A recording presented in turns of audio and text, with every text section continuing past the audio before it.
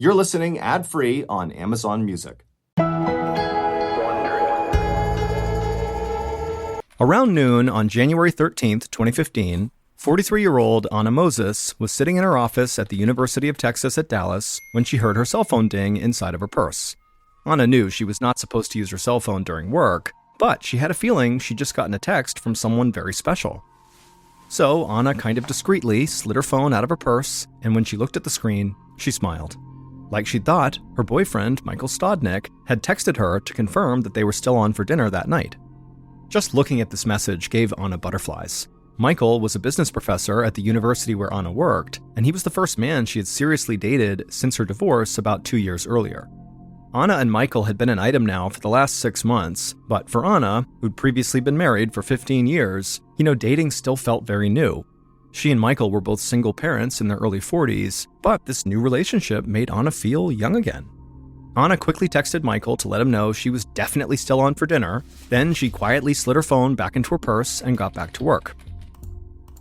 Anna was the assistant director of strategic planning and analysis at UT Dallas, but that was not her only job.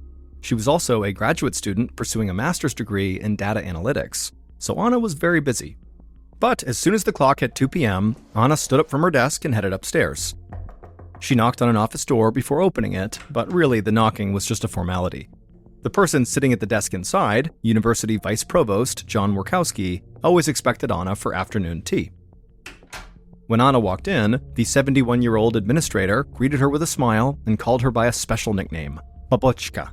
It meant butterfly in Russian, and hearing it made Anna feel nostalgic for the country where she grew up. Anna sat down across from Dr. Workowski, and right away he handed her a steaming cup of tea. Dr. Workowski had wild gray hair, big glasses, and he always smelled like cigarettes. Anna was not particularly fond of the smell in his office, but she still felt very comfortable with him because over the past 2 years, she'd spent hours in this office confiding to him about her personal life. Dr. Workowski knew things about Anna that most people simply didn't, like that she'd immigrated to the United States in 1998 just to marry her now ex-husband, Bob Moses. He and Anna had met in Russia when Bob was visiting as a tourist. Then they kept in touch through email for months until he finally asked her to marry him. Bob had been Anna's anchor in America, which made their divorce that much more painful for her. Anna and her ex, Bob, were still on very friendly terms, but at this point, Dr. Workowski had really taken over the role of being Anna's rock now. That day, Anna and Dr. Workowski's conversation centered around Anna's 20-year-old son, Igor, who was a student right there at UT Dallas. Anna said she was worried that she and her son might be growing apart. The previous weekend, Igor had driven the 15 miles from his dorm to her home in Frisco, Texas, as he usually did, but Igor had seemed quiet and distant all weekend. It made Anna worry that he had some problem that he didn't want to talk about. Dr. Workowski sipped his tea, then told Anna she was a great mother and not to worry. Sometimes children, especially adult children, just need some space. He assured her that whatever was going on with him, Igor would eventually tell her when he was ready. Anna sighed and said, you're probably right. Then she finished her tea, gave the doctor a hug, and headed back downstairs to her office. A couple hours later, at around 5 p.m., Anna turned off her computer and grabbed her purse. It was cold outside, in the 30s, so near freezing, so Anna put on her coat and 2 scarves before waving goodbye to her coworkers and walking outside to the parking garage. She got inside of her blue Hyundai sedan and then headed into rush hour traffic.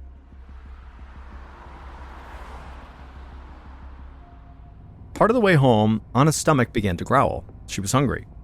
Anna looked at the clock and saw that it was 5:30, which meant her boyfriend Michael would not be picking her up for dinner for another 2 hours. So she decided to pull off the highway right then and go to a fast food restaurant, a Taco Bell that served Mexican food, and she went through the drive-thru and she bought a chicken quesadilla. Anna was really hungry, but after receiving the food, she didn't eat it in the car. Instead, she just set it on her passenger seat. Anna generally preferred to keep her surroundings really tidy, and so she never ate in her car. It was just too messy. About 15 minutes later, Anna turned into her neighborhood. As she approached her 2-story brick house, she stopped beside her mailbox and rolled the window down to grab her mail. Then she pulled her Hyundai into the garage. Anna shut the garage door behind her, she gathered up her purse, her mail, and her quesadilla, and she got out of the car. She walked towards the door that led into her home, thinking about how excited she was for her date that night with Michael. But as she reached for the doorknob, Anna heard the sound of rustling behind her, followed by a loud clap.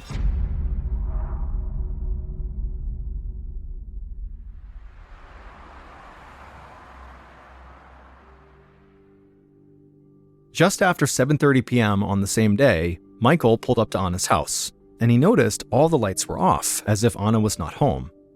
Michael was confused, but he got out of his car and knocked on Anna's front door. When she didn't answer, he called her, but she didn't pick up. Michael thought about going inside. Anna had actually recently given him a house key, but he knew Anna always turned on her alarm system when she left the house, and he didn't know the code to disable it, and he didn't want to set it off and cause a scene in such a quiet neighborhood. Michael began to feel cold just standing outside, so he turned around, went back to his car, and tried calling Anna again. But Anna's phone again went to voicemail. Anna had never missed a date with Michael before, but Michael told himself, Anna was very busy, she was a grad student and a mother, she could have easily gotten sidetracked with any number of things.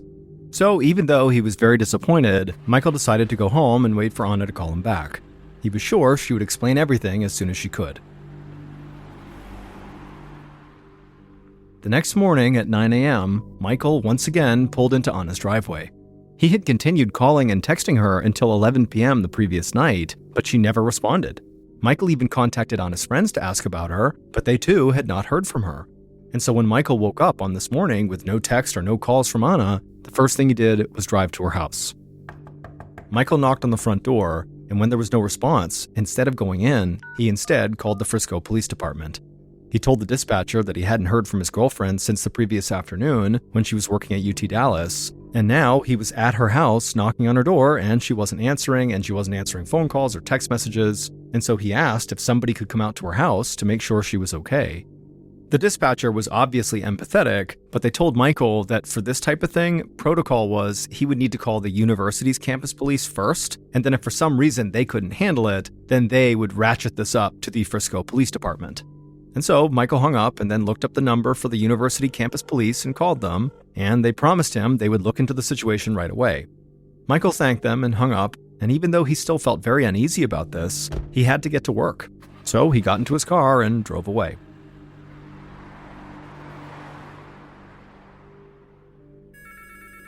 Less than an hour later, Frisco Police Sergeant Jay Ream received a call from the University of Texas Dallas campus police. They told Sergeant Ream they were looking for a university employee named Anna Moses. Her boyfriend had just called to request a welfare check, and the campus police had quickly learned that Anna did not show up for work that day, which her coworkers said was highly unusual. Because Anna was not actually living on campus, the university officer asked Ream if he could go check her home in Frisco. Ream said he was on it, and a few minutes later he was out the door, headed towards Anna's address. Ream got there at 10:50 a.m. and knocked on the door. When nobody answered, Sergeant Ream tried the doorknob, but it was locked.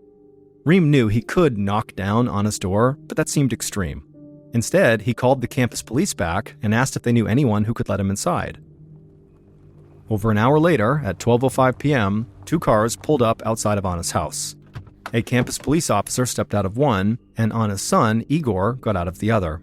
The university police had been able to find Igor on campus, and he told them he had a key and knew the alarm code to his mother's house. Igor nodded curtly at Sergeant Ream, then unlocked his mother's front door and walked inside and disabled the alarm.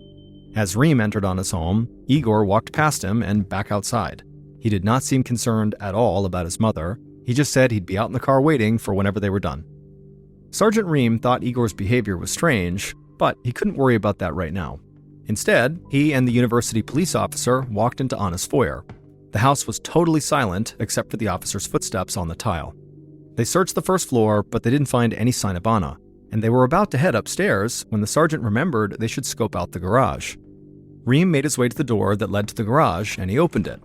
And right away, even in the darkness, he could tell Anna's car was not parked inside, making the garage feel very empty.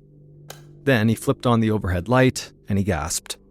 Anna was lying on her back on the garage floor with blood coming out of her mouth, and there were bullet casings all around her. It was obvious just from looking at her that she was deceased. The university officer came over and looked into the garage too, and instantly brought a hand up to his mouth in shock. Neither of the officers had ever seen anything like this before. Frisco was an extremely safe community with very few violent crimes. It actually had been called one of the safest cities in the entire United States. But that only made Anna's apparent murder that much more shocking. Her quiet suburban home was now a crime scene. Even though he rarely worked homicide cases, Sergeant Ream knew the protocol. First, he and the university officer backed out of the garage and closed the door so they would not disturb any evidence. Then they checked the rest of Anna's home to make sure nobody else was there. Once they confirmed the house was empty, Ream called the Frisco Police Department for assistance.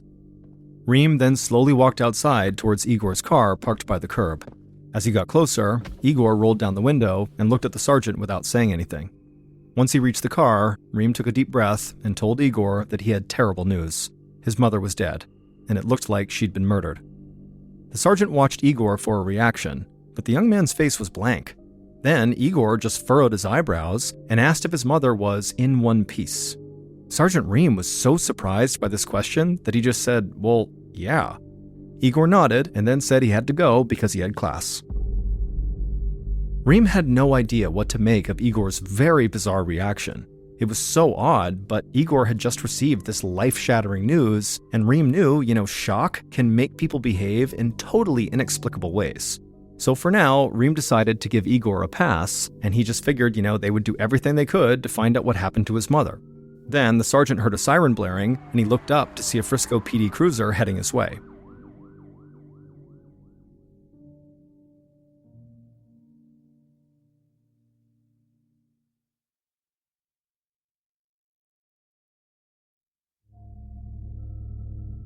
A few minutes later, Frisco detective Brian Schutte and Texas Ranger Reuben Mankin stood inside of Anna's garage. The two men were from different agencies, but they'd both been assigned to lead the case together. The crime scene made Schutte feel totally sick. He was a very young detective, and this wasn't just the first time he'd be leading a murder investigation. This was his first murder case that he'd ever worked on. Detective Schutte squatted next to Anna's body. She was still wearing a heavy coat and two scarves, but he could see a bullet wound in her neck. And scattered on the floor around her were a few unopened envelopes, an empty Taco Bell wrapper, and a black purse. There were also a handful of bullet casings, which the detective identified as coming from a .22 caliber gun. Detective Schutte told Mankin that it seemed like Anna had been outside, which is why she was wearing warm clothes, and she had come in and was carrying her mail, purse, and fast food trash when somebody shot her in her garage. Schutte figured that Anna had likely been killed the previous evening when she came home from work. Ranger Mankin nodded in agreement, but he pointed out that Anna's car wasn't parked in the driveway or the garage, so he wondered if her killer had stolen it. Maybe Anna had been killed during a robbery. But then Detective Schutte opened up Anna's black purse, and it didn't seem like anybody had rifled through it. And Anna's wallet, which contained $300 in cash, was still inside her purse. And the inside of Anna's house also looked totally undisturbed. So if this was a robbery, the only thing the killer stole was Anna's car, which didn't really make any sense. Schutte told Mankin that he really wasn't sure about the robbery theory, it felt kind of weak, but the missing car did give them a good place to start. So Schutte radioed the Frisco Police Department and asked a fellow officer to put out a bulletin about Anna's stolen vehicle. But at the same time, Schutte was thinking to himself that it seemed most likely that Anna had been killed by somebody she knew. After all, the killer had clearly gained access to the garage without breaking in, and the young detective couldn't stop thinking about the very strange statements and behavior of Anna's son, which the local police had briefed him about. Schutte really wanted to interview Igor as soon as possible. Later that afternoon, Detective Schutte sat down across from Igor inside of an interview room at the Frisco police station. Igor looked remarkably calm, and when he spoke, his voice was flat and emotionless. The detective asked Igor to please talk about his relationship with his mother. Igor said that he and his mother had always been very close. They both loved music, and when Igor joined a Christian rock band as a teenager, his mom supported him and came to almost all of his shows. Even now that Igor was living on his own at college, he still went home to visit her every weekend. Anna kind of babied him by doing his laundry and cooking for him, but Igor kind of liked it. But he said seeing Anna divorce his dad had been really difficult. Bob actually was not Igor's biological father. He had adopted him. And so for Igor, he looked at Bob as his father. That was his dad. And when Igor said that, Schutte stopped him because he hadn't realized Bob was not his biological father. But Igor explained that his mother had actually been married twice, once briefly to a man in Russia and then to Bob in the United States. The Russian man was Igor's biological father, but Bob had legally adopted Igor when he was just 4 years old. And as Igor talked about his dad, Bob, he became emotional. Igor said he, personally, Igor, had been diagnosed with a rare form of bone cancer when he was just 8 years old, and his dad had always been there to support him. Igor's cancer eventually went into remission, but the experience showed Igor that Bob genuinely loved him like he was his own son.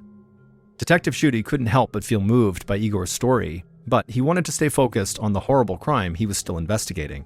So he asked Igor if there was anyone who would want to hurt his mother.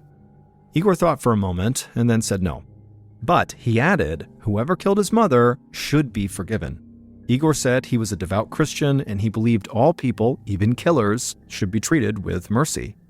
Schutte was shocked. Igor did not seem to care at all that his mother was horribly murdered, but the detective just stared at the college student trying to remain professional and followed up by asking Igor where he'd been the previous evening. Igor said he had been in class from around 5:30 p.m. to 9:45 p.m., and he had classmates who could vouch for him. Schutte did not have any evidence that would allow him to hold Igor any longer, though he still felt very suspicious of him. But despite Schutte's inexperience as a detective, he still knew the worst thing an investigator could do right now was get tunnel vision about one suspect. For now, he knew he needed to explore every possibility, and he knew exactly who he wanted to talk to next: Anna's ex-husband and Igor's dad, Bob. After Schutte told Igor he was free to go, the detective went to his office, and he saw Ranger Mankin had left him a note about the progress in his investigation, and that the medical examiner had sent a copy of Anna's autopsy report over. Mankin's note explained that he'd been able to reconstruct Anna's last day by obtaining security camera footage from UT Dallas, local toll roads, a Taco Bell, and also an elementary school near Anna's house. After reviewing this footage, Mankin estimated that Anna got home from work between 5:50 and 5:55 p.m. on January 13th, and based on the crime scene, he felt certain she was killed almost immediately when she went inside. Next, Schutte looked over the autopsy report that was sent over, which largely supported Mankin's theory about when Anna was killed. The medical examiner said Anna had been shot at close range 6 times. All of the bullets came from the same .22 caliber gun, and the wounds were grouped tightly together, which made the medical examiner think her killer had some level of experience using firearms. But there was one odd detail that really stood out to the medical examiner. The detectives had told him before he did the autopsy that Anna had bought a quesadilla at around 5:30 p.m., which would be less than half an hour before she was killed. And considering they found the empty wrapper for this quesadilla next to her dead body, it suggested she had eaten it.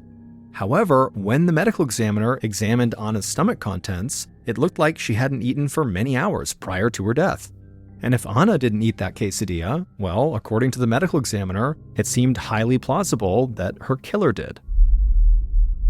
Schutte was so disturbed by the idea of somebody who could shoot someone in cold blood 6 times, kill them right in their house, and then pick up their Taco Bell and eat it over their body. It just seems so unbelievably psychotic.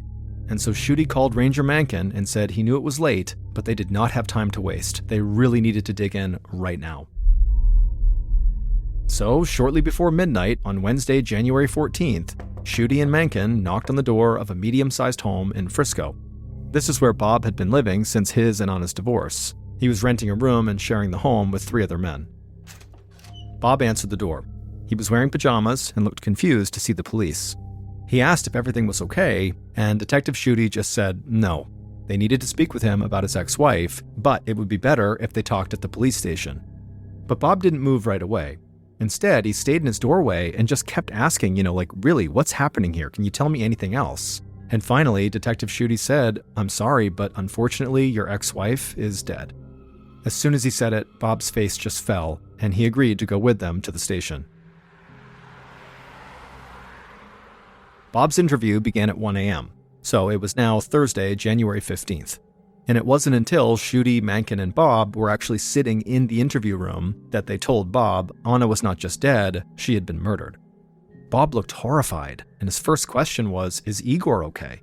The police assured Bob that Igor was fine. Then Ranger Mankin asked Bob where he'd been on the evening of January 13th, the night that Anna was killed. Bob said he'd been home watching TV till about 7 p.m., and then he went out for dinner, and he said his 3 housemates could easily confirm his story. Bob admitted he owned 5 guns, 3 of which were .22 caliber, and he agreed to hand them all over to police for ballistics analysis. And when detectives asked him for a DNA sample, he gave them a swab without any hesitation. Ranger Mencken thanked Bob for his cooperation and told him he was free to go. After Bob was gone, both Mencken and Schutte agreed that Bob did seem honest and seemed genuinely distressed at his ex-wife's death, but they still needed to follow up on his alibi. However, it was super late, nearly 2 a.m., and so Schutte and Mencken decided to call it a day. But just then, Schutte's phone rang. A Frisco Police Department patrol officer told him that they had just found Anna's stolen car in a residential neighborhood a few blocks away from her house, and the patrol officer was pretty sure they could see blood inside. Schutte's heart started to race. He told the patrol officer to make sure nobody touched that car. In the meantime, he would arrange for a tow truck to bring the vehicle to the crime lab for analysis.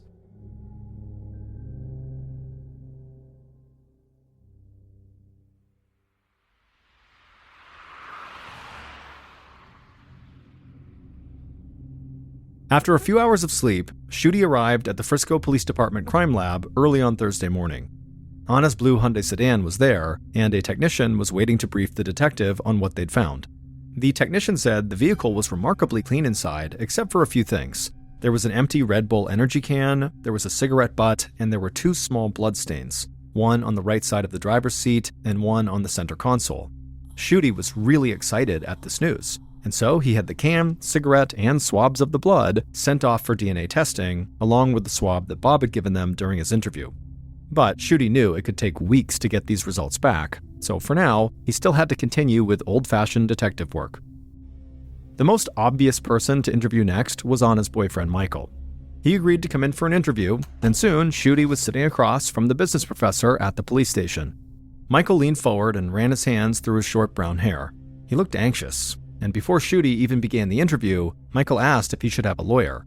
The detective promised him this was all totally routine. Michael picked at his fingernails as he told Schutte that he and Anna had not been dating for very long, but their relationship had been moving in a good direction.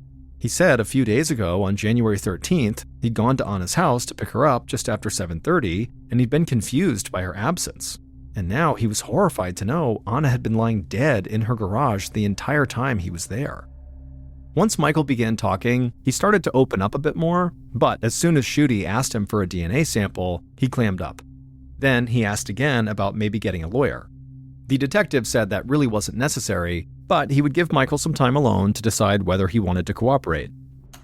Schutte left, but what Michael didn't know was that the detective could still see and hear Michael through a camera in the corner of the room. So Schutte watched as Michael began mumbling to himself. The detective could not make out all the words, but at one point, Michael asked himself, "Am I overreacting?" A few minutes later, the detectives went back in and asked Michael if he had made a decision. Michael said yes. He said he would give a sample of his DNA. Schutte smiled, and then he got the swab from Michael and told him he was free to go. Then Schutte sent this newest DNA sample to be tested against the other items from Anna's car. While they waited for the DNA results, Detective Schutte and Ranger Mencken interviewed some of Anna's friends and co-workers. And quickly, the investigators soon learned that Bob and Michael were not the only men in Anna's life. Anna's friends pointed detectives towards a man named Jerry Caspel, a poet who they said had a deep spiritual bond with Anna. Her co-workers also mentioned a vice provost at UT Dallas named Dr. John Warkowski, who seemed to be Anna's mentor. Detective Schutte contacted Jerry first, and when he arrived for his interview, he was totally overwrought and on the brink of tears. He told the detective that Anna was his muse, and without her, he didn't know if he'd ever be able to write poetry again. Schutte narrowed his eyes at Jerry's very melodramatic display, but he let him keep talking.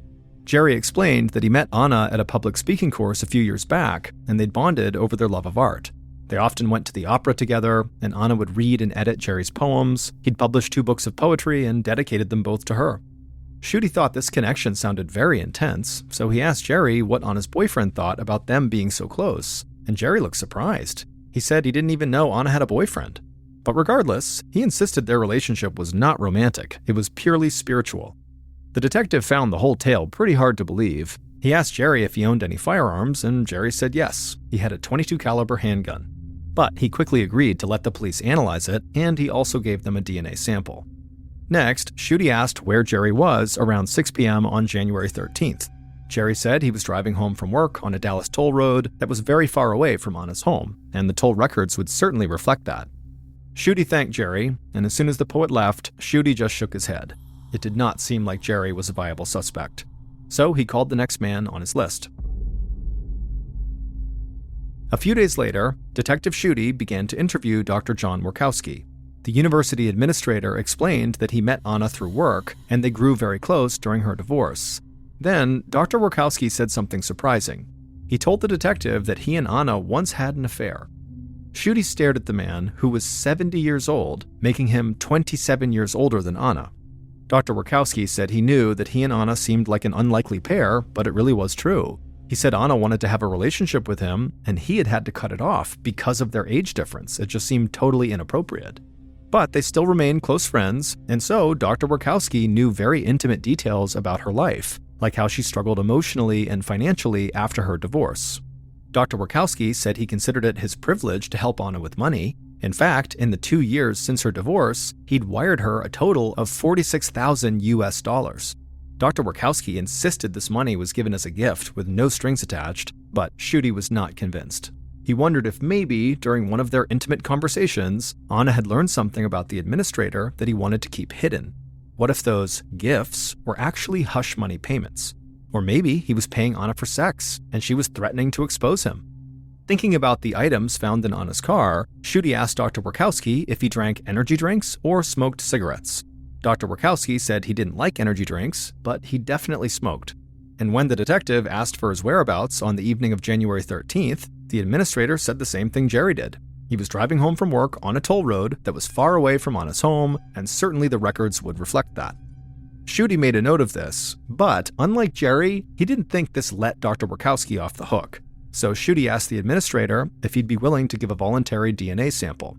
Dr. Workowski said he was happy to do anything that would help the police solve this case. So he let the detective swab the inside of his cheek before he left the police station.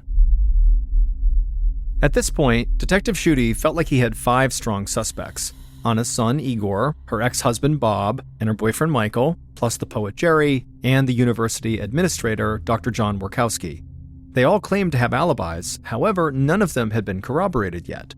Detective Schutte briefed Mencken on everything he discovered about these suspects, and Mencken agreed that they couldn't rule any of them out quite yet. Shortly after that, the detectives got disappointing news from the ballistics analysis on Bob and Jerry's guns. None of the guns matched the one that killed Anna, so they still didn't have the murder weapon. Schutte sighed. Until he got the DNA results and Mencken finished investigating their suspects' alibis, he had no other leads to pursue. But Detective Schutte didn't want to just sit around waiting for other investigators to do their work, so he started wondering if maybe he should go back to Anna's house and have another look around.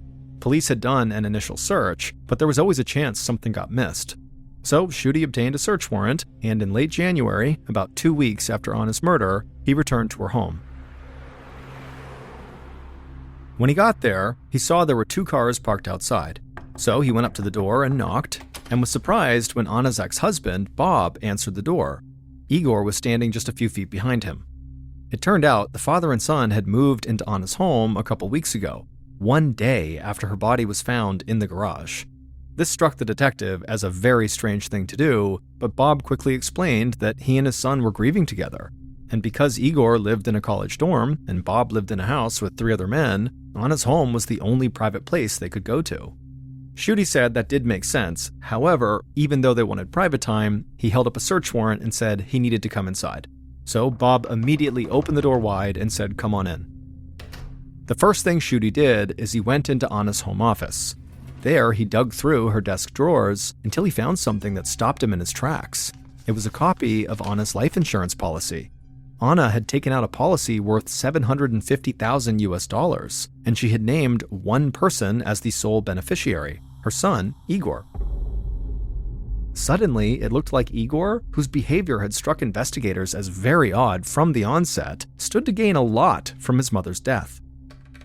Then Schutte managed to jimmy open a locked drawer in her desk, and he found something even more interesting. It was a handwritten letter, mostly in Russian. He couldn't understand what it said because he didn't speak Russian, but he figured it must contain something very private since Anna had kept it in a locked drawer. Schutte quietly slid the letter into an envelope and then left the desk and finished searching the rest of the house. He didn't find anything else in the house of note, and so after he left and got back to the police station, he sent a copy of that letter to the FBI so an agent who spoke Russian could translate it for him. In early February, Detective Schutte received a translation of that letter from Anna's desk, and suddenly, Anna's murder started to make a lot more sense. Anna had written this letter herself about one of the police's suspects, and it cast her connection to this man into a totally new light. Next, Ranger Mankin reported back that he had checked out all 5 men's alibis, and he'd been able to verify all of their stories except for one of them. The person whose alibi could not be confirmed was also the same person Anna had written about in her letter. And finally, Schutte got the results of the DNA analysis. DNA from the Red Bull can and cigarette butt in Anna's car did not match any of the suspects, and it didn't match anybody in their criminal database. But those bloodstains found in Anna's car did match a suspect, the same one who did not have an alibi and who Anna wrote about.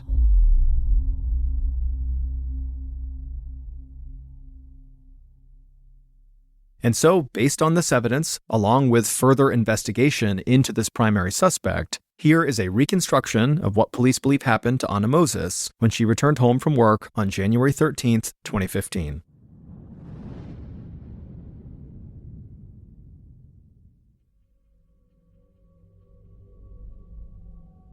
Late that afternoon, Anna's killer crouched in a corner of her garage, clutching a .22 caliber rifle.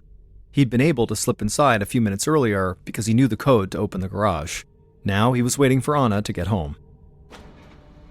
Just past 5:50 p.m., the killer heard the sound of the automatic garage door sliding open.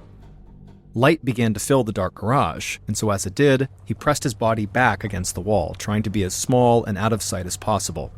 He watched as Anna pulled her car inside. The garage door shut, and the killer heard Anna's car door open and then close. Then he listened to her footsteps as she walked towards the door to her house. But before she could open it, the killer stood, raised his gun, and fired 3 shots into her back. Anna spun around in shock. She dropped her mail, purse, and the quesadilla she'd been carrying but not eating. Before she could say anything, the killer fired 3 more shots. 2 hit Anna in the chest, and the other hit her in the neck. Anna crumpled to the ground with blood flowing out of her mouth. Anna's killer slowly lowered his rifle and walked towards her.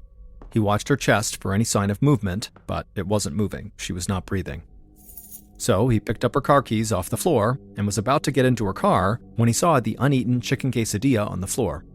So he picked it up, ate it right next to her body, and left the wrapper behind. The killer then got into Anna's car, opened up the garage door again, backed out, and shut the door as he drove away. But he didn't realize that he had a cut on his right hand, and it was leaking blood onto Anna's car seat and center console. The following evening, the killer abandoned the blue Hyundai in a neighborhood a few blocks away from Anna's home, and as law enforcement investigated Anna's murder, her killer did his best to appear very cooperative. He agreed to be interviewed, and he agreed to give a swab of his DNA. But at the same time the killer was kind of putting on this act, in the background, he was doing everything he could to profit off of Anna's death. And that's what police understood as soon as they read the translation of that Russian letter. It was a note that Anna had written to her lawyer in 2013 during her divorce from Bob, and she told her lawyer that Bob was now threatening to kill himself and frame Anna as his murderer just so her son, Igor, would hate her. When Detective Schutte read this, he realized Anna and Bob's divorce was not nearly as amicable as people thought. In fact, the couple had a long history of problems. In 2008, Anna visited a counselor after learning Bob had an affair. She wanted to leave him, but said she felt indebted to him because of how much he'd helped her during Igor's cancer battle. And years later, Anna had called one of her close friends crying, saying she had locked herself in a closet because she was afraid Bob was going to kill her. Anna hid these ugly realities about Bob from her son because she knew her son loved Bob. Bob was the only father figure Igor had ever known, and Anna didn't want to damage that relationship, even if it meant she had to act friendly towards a man she feared. But Bob was angry that Anna divorced him, and he was filled with jealousy over Anna's relationship with Michael. Adding to Bob's bitterness, Anna got total ownership of the large 2-story house they used to share. Bob claimed that at the time Anna was killed, he was at home watching TV. But his housemates told police they did not remember him being home at that time. And while none of Bob's guns matched the murder weapon, he was a military veteran with experience using guns. And so police believe Bob must have taken apart the murder weapon and hid or destroyed the pieces. And if police had any doubts that Bob was the killer, well, the DNA evidence totally erased those doubts. It was clearly Bob's blood inside of Anna's car, likely from a cut on Bob's right hand that he had bandaged by the time he met with police. On February 26, 2015, Detective Schutte and Ranger Mankin arrested Bob at Anna's home. Bob maintained his innocence and pleaded not guilty at his trial. Bob's defense argued that there were too many unanswered questions in Anna's murder, like whose DNA was on the Red Bull can and the cigarette butt found in Anna's car. But the prosecution argued that Bob may have planted this evidence just to confuse investigators. In the end, a jury found Bob guilty of murder, and a judge sentenced him to life in prison. Bob would appeal his conviction in 2018, but an appeals court upheld the jury's original ruling, and to this day, Bob remains incarcerated.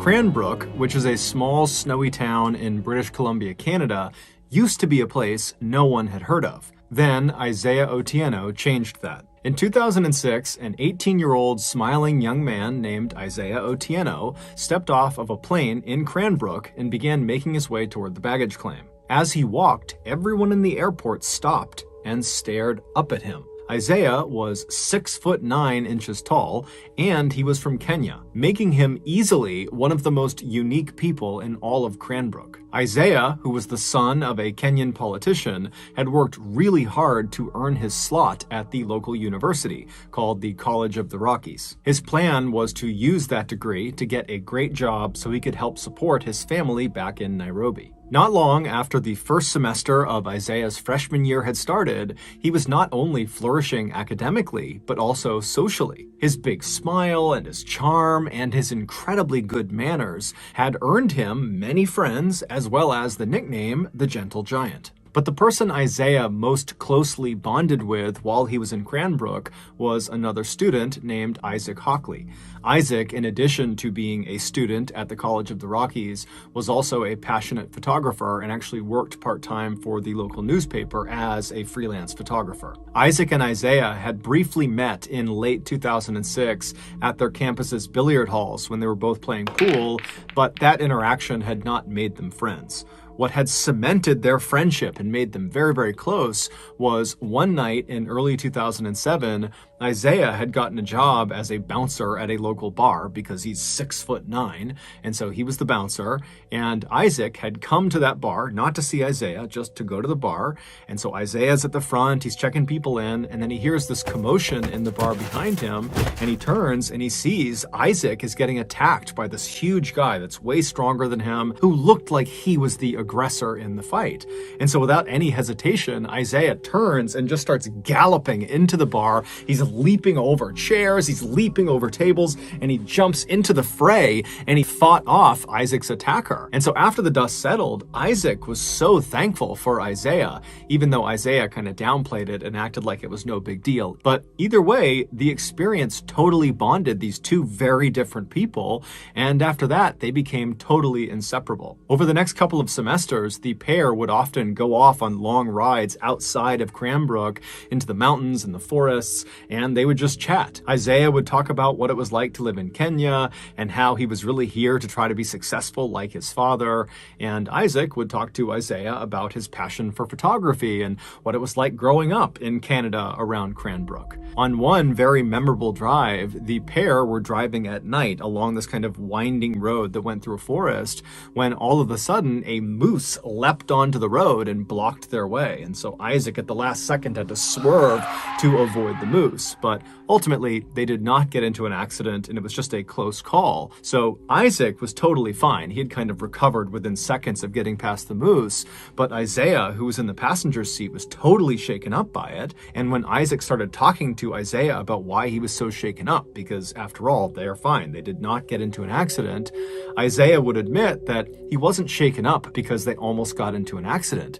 He was shaken up because he saw a moose. He didn't know moose existed, and so seeing this enormous creature suddenly in the middle of the road right in front of them just had totally spooked him. And so after this, Isaac loved to bring this story up as a way of kind of making fun of Isaiah for his fear of moose, but it was totally in a loving way, and Isaiah would always laugh right along with him. But despite how well everything was going in both Isaiah and Isaac's lives to that point, everything would come crashing down in 2008. On May 13th, 2008, so 2 years after Isaiah showed up in Canada, Isaac got a phone call from his employer, the local newspaper, who told him he needed to head into town to take some pictures of a crash that had just happened. A helicopter had been flying over Cranbrook conducting a power line survey when they had lost power and crashed. And all 3 people, the pilot and the 2 people in back who were actually doing the survey, they all died on impact. Isaac, like everybody else who heard about this, was totally shocked.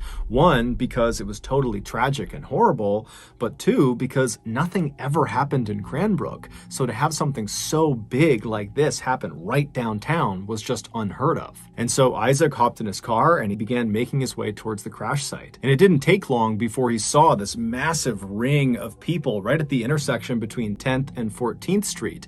They were all on the sidewalk and up on buildings, and everyone's just looking in towards this massive mound of jagged metal that was on fire, and all this black smoke was coming off of it, and there's ambulances nearby and police, and the fire department was there, and they're trying to put out the flames, but they can't do it. And so Isaac parks his car and he rushes over to this ring of people, and he works his way towards the front. He pulls out his camera and he began taking pictures, first of the wreckage and the fire, and then also of the police as they put tarps over the bodies. Little did Isaac know, these pictures he was taking were about to take on a whole new significance for him. Earlier that day, just before 1 p.m., Isaiah wrapped up his final class of the day, and after he was done, he remembered he had some letters in his backpack that he had been meaning to mail to his family back in Kenya. And so he decided on his way home, he would make a detour to the post office and he would mail those letters. And so he left the building where this final class was, and he stepped out into the bright sunshine of that May day. He put his headphones on and then he began to walk. At about 1:05 p.m., he arrived at the post office and he went inside just long enough to put his letters in the mail slot, and then he headed back outside. 1 minute later, at 1:06 p.m., as he was crossing 10th Street, the helicopter above lost power and crashed directly on top of Isaiah. Within seconds, he and the 3 people on board the helicopter would all be dead. It's believed because Isaiah was listening to music on his headphones, he didn't even hear the helicopter as it was crashing down. He was just walking, and then he was dead. It was a total freak accident. It wasn't until later that day that Isaac would realize the pictures he had taken of this scene included pictures of his friend.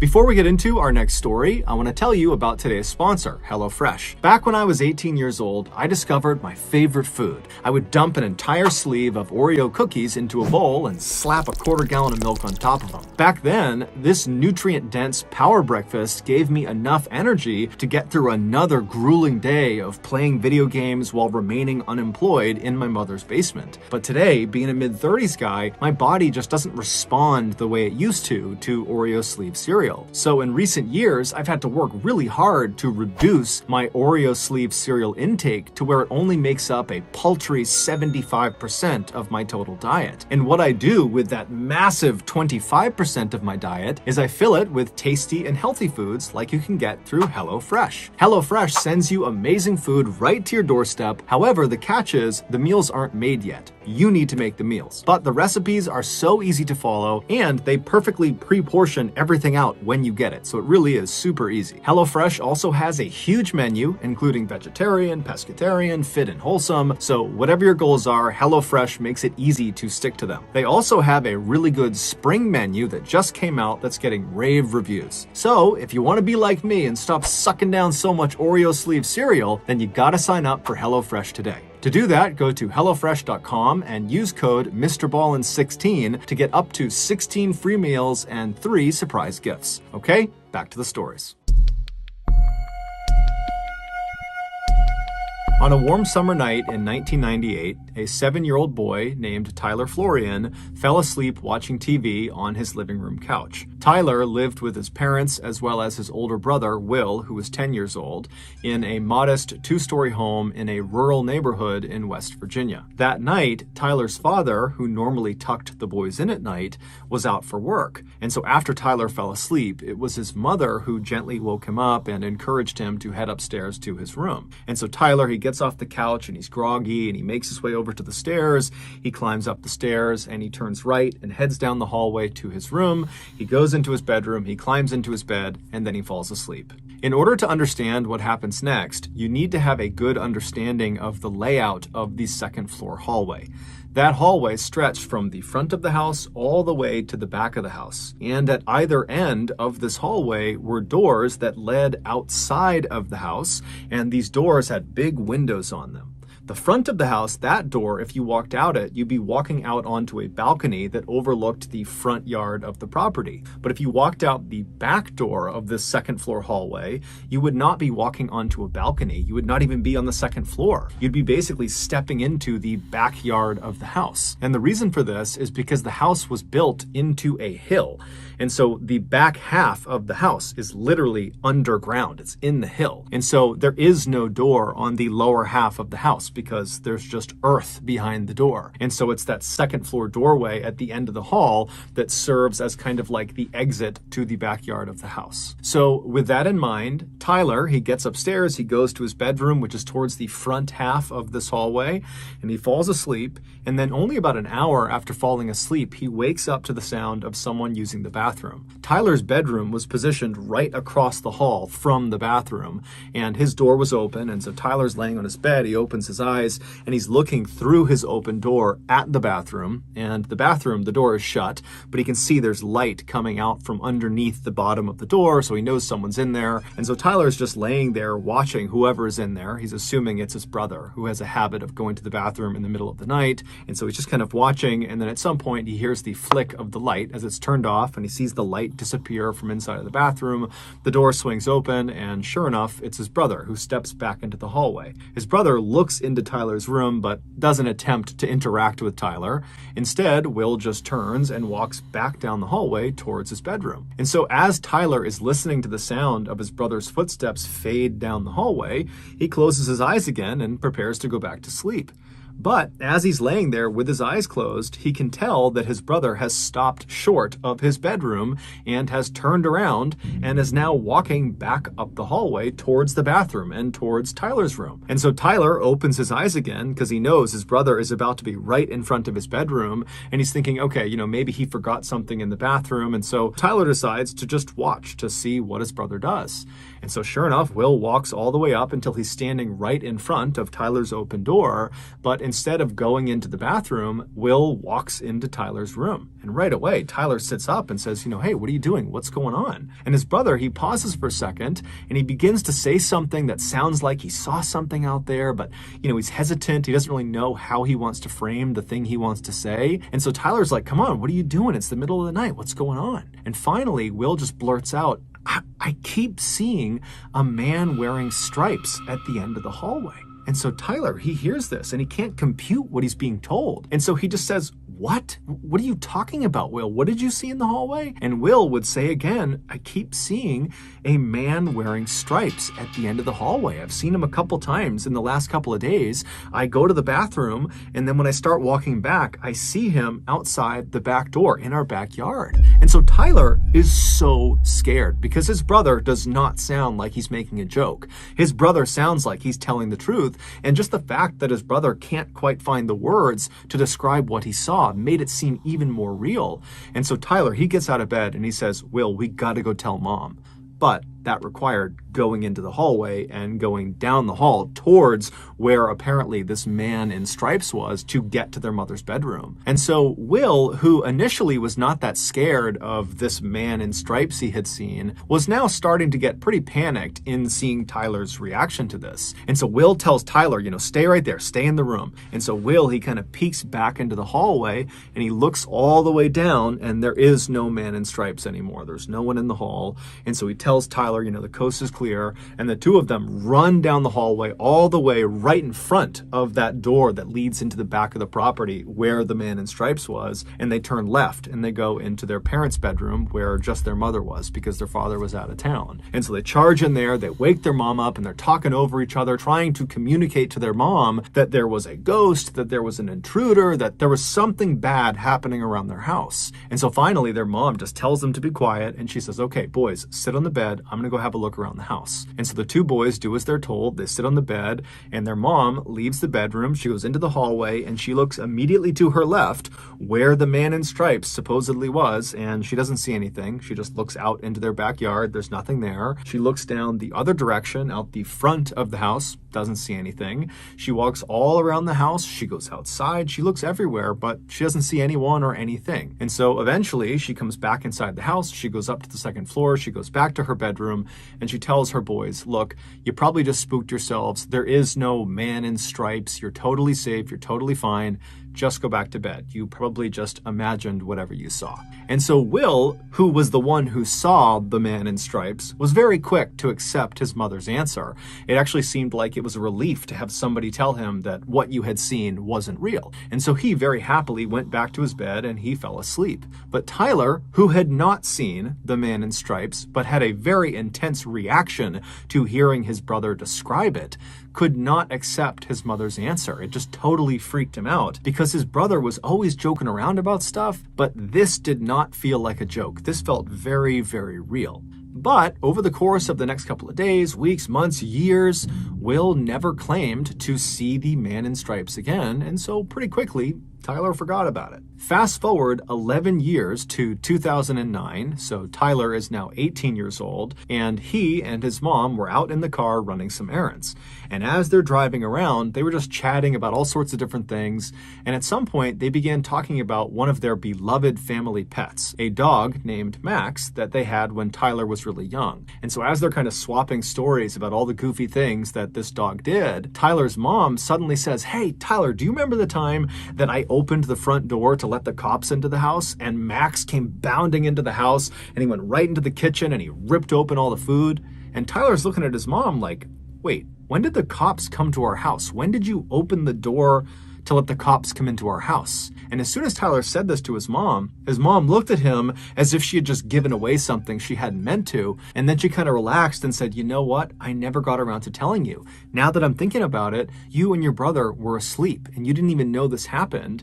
And then afterward, me and your father decided not to tell you guys because we didn't want to scare you. Back when you were about 7 years old and Will was about 10 years old, your dad was away at work and we were all asleep one night when suddenly I wake up to the sound of someone or something moving around outside of our house. And so I sit up in bed and I go into the hallway and I look left and I look out that door into our backyard and I see standing up against the glass this man with his hands pressed to the window looking into the house. And so Tyler's mom would tell him how she totally freaked out. She flipped on the lights and it scared this guy who ran off. And then she called the police and then the police showed up, and that's when their dog Max came bounding inside and shredded the bag of food. And the police, they searched the property, but apparently they never found this guy. Tyler's mom would go on to tell him that the police warned her that her description of this man that was standing at their back door matched the description of a man who was wanted for murder who was on the loose in the area. Tyler was dumbfounded. He didn't remember this because obviously he had been asleep, because this is something he would have remembered. And so he had so many questions about this whole situation. But the first question he asked his mom was, well, what did he look like? And his mom said, well, he was tall, he had dark hair, he had blue jeans on, and oh, you know what? He had a striped shirt on.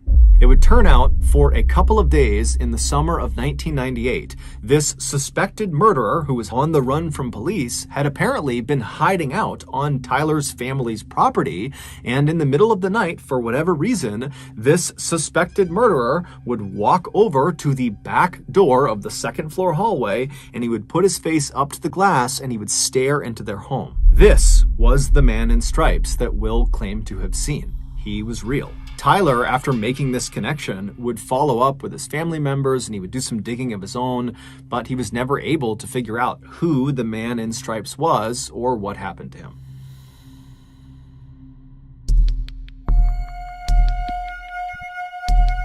In 2012, a 22-year-old woman named Simone was living in a small winemaking village called Rüdesheim am Rhein, which is located in southwestern Germany. This village is strikingly beautiful. It's full of quaint European homes, and there's lots of rolling green hills with vineyards as far as the eye can see, and the village sits right on the banks of the Rhine River. Simone had grown up in this picturesque village, and she had loved it, but this was going to be her last summer before she left and headed off to New York City to start the next chapter of her life. And while she was excited about that, she was also kind of sad because this village and everybody inside of it were the only things she had ever known. And so the idea of leaving them behind just seemed very strange to her. But instead of focusing on the kind of growing anxiety around her imminent departure from Germany, she focused on what she would be doing that summer while she was still in Germany. Some of Simone's fondest memories of her childhood were of her time spent at summer camp. And this summer camp was located in this forest that was not far from her village. And every summer in July, Simone, along with about 200 other kids from her village and from neighboring villages, would converge on the campgrounds in the forest for 2 weeks of playing games and going on scavenger hunts and putting on stage plays and just generally having a really good time. But when Simone became a teenager and was too old to be a camp attendee, she decided she would volunteer and be a camp counselor. And she found it was awesome. She immediately connected with the other camp counselors, and she felt all grown up, having a real job, and she loved goofing around with all of the kids. And so every summer since that first time volunteering, Simone had gone back and volunteered again.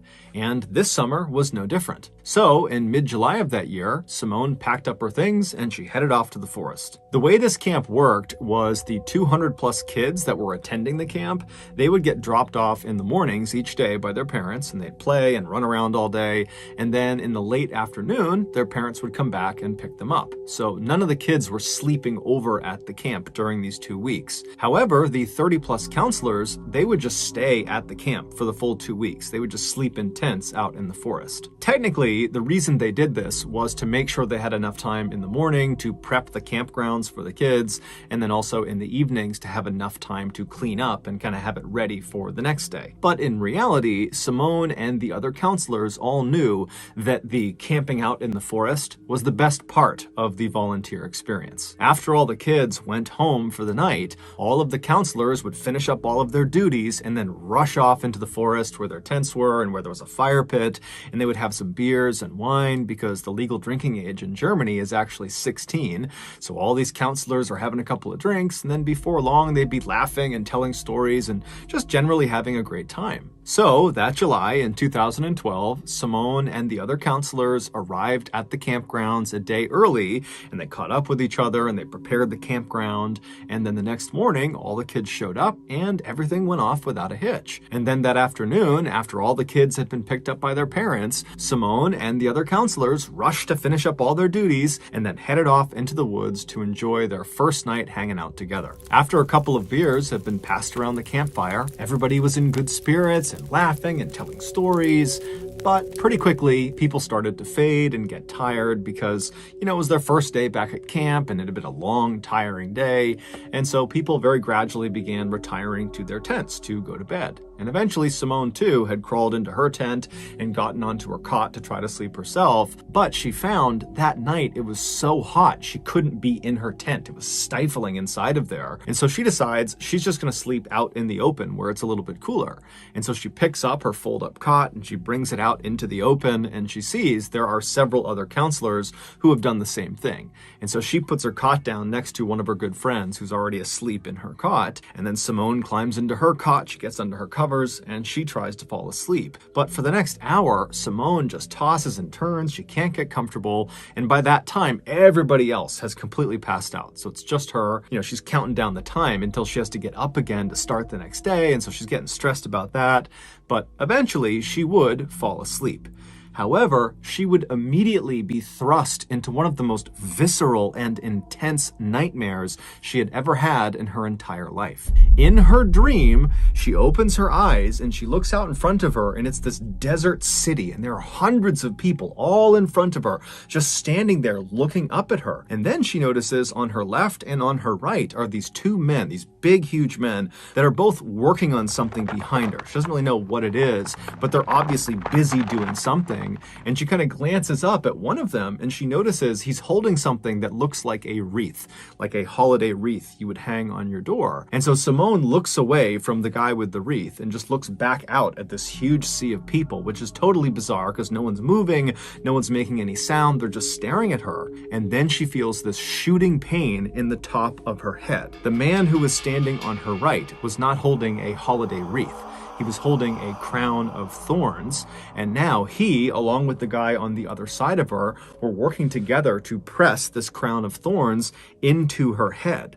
And so Simone is feeling the thorns being pressed deeper and deeper into her scalp, and she tries to fight them off, but she realizes she can't move. She can't even turn her head to look at them. She can only see them out of her periphery vision. And then she tries to scream out for help to someone in the crowd to come help her, but when she opens her mouth, no sound comes out. And so as she's sitting there, all she can do is stare straight out ahead of her as the pressure of these thorns are driven deeper and deeper into her skin. And then at some point, blood begins dripping down in front of her eyes. And around that point, the pain became so blinding, so awful, that it woke her up. And as soon as she woke up, she shot up and she reached for her head to make sure there was no crown of thorns on her. And as she's doing that, she's thinking, okay, phew, it was just a dream. That was just a horrible dream. I'm in this forest. I'm good. I'm safe. And as she's kind of patting on her head, she's realizing her head is wet. And as she's touching her head, she's realizing it hurts. There's a stinging pain in her head. And then she realizes it's not just a stinging pain, it's a throbbing, intense pain all over her head. And so as she's kind of having this realization that her dream is now kind of segued into her real life, she looks out ahead of her and she sees off in the distance in the tree line, something is running through the woods. She can't tell who or what it is, but she makes a mental note that there is someone running away from them. But this pain in her head has gotten so intense that she can't focus on anything else. She can only focus on the pain. And as she's thinking about how much her head hurts, she screams in pain. And the girl who was laying next to her that had been asleep, she wakes up to the sound of the scream, but it's totally pitch black. She has no idea what's going on with Simone. And so this girl, she sits up and she's trying to get Simone to tell her what's going on, but Simone has no idea. She's totally frantic. She can't really make sense of what's happening.